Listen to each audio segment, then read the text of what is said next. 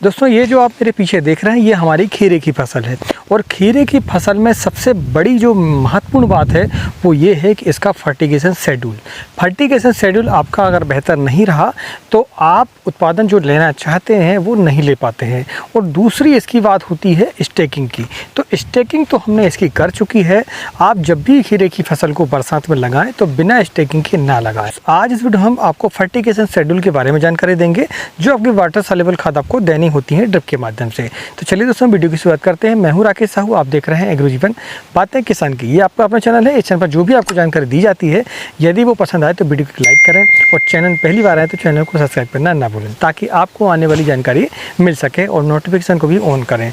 तो आज हम 5 पॉइंटों के आधार पर वीडियो पर चर्चा करेंगे। तो पहला जो पॉइंट होगा वो कि सप्ताह में आपको कौन सी खाद देनी चाहिए, दूसरा होगा कि 15 दिनों में आपको एक बार कौन सी खाद चलानी पड़ती है और तीसरा होगा कि आपको महीने में कौन सी खाद चलानी पड़ती है एक बार। और चौथा पॉइंट होगा ये कि आपको वाटर सॉल्युबल खाद के जो एनपीके के ग्रेड हैं आपको कब कितने दिनों पर कौन सी खाद आपको इस्तेमाल करनी चाहिए।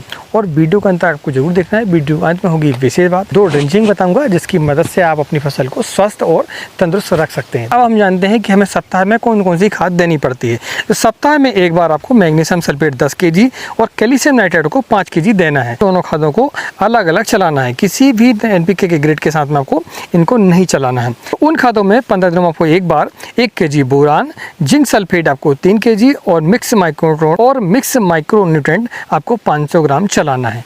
यह आपको 15 दिनों में एक बार चलानी है। इस बात का ध्यान रखना है कि आपको जब तक फसल आपकी चलती है तब तक आपको ये चलानी पड़ेगी। अब महीने में यदि हम बात करते हैं तो महीने में आपको एनपीके के ग्रेड नहीं देने हैं, ना ही आपको किसी भी फर्टिगेशन को देना है। आपको महीने में एक बार एक इंसेक्टिसाइड और एक आपको फंगिसाइड चलाना पड़ेगा ताकि आपकी जो फसल है वो रोगों के प्रति सजग रहे और आपको किसी प्रकार की दिक्कत ना हो। तो उसके लिए आपको एक सिस्टमेटिक फंगिसाइड और एक सिस्टमेटिक इंसेक्टिसाइड का चयन करना पड़ेगा। तो फंगिसाइड में हम देखते हैं कि ये तो आप रोको ले लें या फिर आप ले सकते हैं इसमें कार्बाडाजिम, दोनों ही सिस्टमेटिक फंगिसाइड हैं। दूसरा आप इंसेक्टिसाइड में इसमें इमिडाक्लोपिड ले सकते हैं, 1 लीटर इसकी मात्रा रहेगी। और दूसरा आप ले सकते हैं इसमें एक्ट्रा यानी कि थाइमेथाक्सम, किसी भी कंपनी का आप ले सकते हैं। थाइमेथाक्सम की जो मात्रा है वो आपको 250 ग्राम प्रति एकड़ के हिसाब से लेनी है और इमिडा की जो मात्रा है वो 1 लीटर प्रति एकड़ के हिसाब से आपको लेनी है। जहाँ तक रही फंगिसाइड की बात तो रोको का आप इस्तेमाल करेंगे 400 ग्राम प्रति एकड़ के हिसाब से। वहीं यदि आप कार्बाडाजिम का इस्तेमाल करते हैं तो उसकी जो मात्रा है आप 1 kg प्रति एकड़ के हिसाब से ले सकते हैं।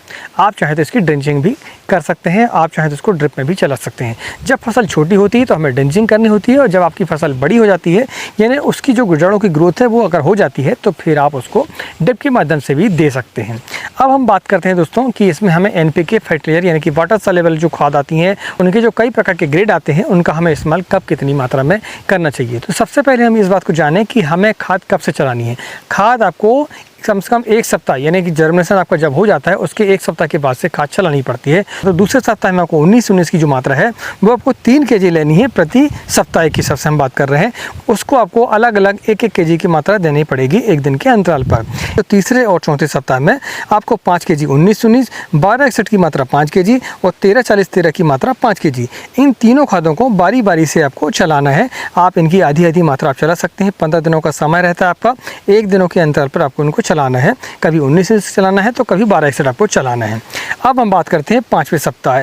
5वें सप्ताह में हम देखते हैं कि हमें कुछ फूल नज़र आते हैं तो उस समय पर हमें 13-40-13 की मात्रा 2 kg और 52-34 की मात्रा 3 kg आपको एक सप्ताह पर चलाना है। आप एक दिन के अंतराल पर कभी 52-34 चलाएं तो कभी 13-40-13 आपको चलाना पड़ेगा।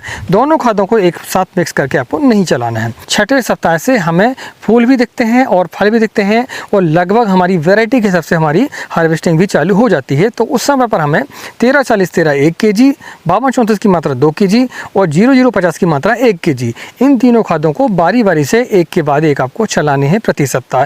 ये डोज है आपका, ठीक है। आप जब तक आपकी हार्वेस्टिंग चलती रहती है तो आप फिर इन डोज को चलाते रहें। आप यदि आपको बीच में फ्लावर की कमी नज़र आती है तो फिर उसके लिए आप 12-61 और हुमिक एसिड की मात्रा ले सकते हैं बीच में, ठीक है। तो आप देखेंगे आपको जो फ्लावर हैं वो बढ़िया आपको फिर से नज़र आते हैं। 12-61 की जो मात्रा है वो आपको 5 kg लेनी है। आप कभी बीच में ले सकते हैं जब आपको ऐसा लगता है कि फ्लावर आपके कम नज़र आ रहे हैं आपको।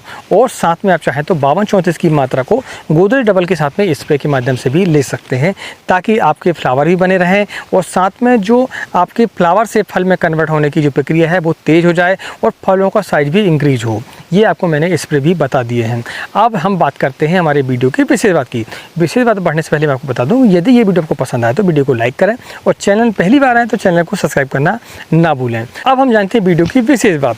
विशेष बात ये है कि आपको 2 ड्रेंचिंग भी लेनी पड़ेगी शुरुआती दिनों पर। तो जो पहली ड्रेंचिंग आप लेंगे उसमें 19-19 की मात्रा 1 kg, ह्यूमिक एसिड की मात्रा 400 ग्राम और साथ में आप एक फंगीसाइड लेंगे। तो फंगीसाइड की जो मात्रा है वो 1 kg लेनी है यदि आप कार्बोडाजिम लेते हैं तो, और यदि आप रोको लेते हैं तो उसकी जो मात्रा है वो 500 ग्राम आपको लेनी पड़ेगी। अब हम जानते हैं दूसरी ड्रेंचिंग के बारे में। तो दूसरी ड्रेंचिंग में आपको लेना है माइक्रोराइजा, जिसकी जो मात्रा है वो 100 ग्राम यदि आप नेचर टीप लेते हैं तो। उसके साथ में आप लेंगे 19-19 की मात्रा प्रति एकड़ के हिसाब से 1 kg, और इसके साथ में आप लेंगे एक इंसेक्टिसाइड जो होगा आपका इमिडाक्लोपिड या फिर एक्ट्रा। इन दोनों में से किसी भी एक का आपको चयन करना है। यदि आप इमिडा लेते हैं तो उसकी जो मात्रा है वो 1 लीटर प्रति एकड़ रहेगी, और यदि आप एक्ट्रा लेते हैं तो उसकी जो मात्रा है वो 250 ग्राम प्रति एकड़ के हिसाब से आपको लेनी पड़ेगी। तो अगले वीडियो में, तब तक नमस्कार, जय हिंद, जय किसान, जय जवान।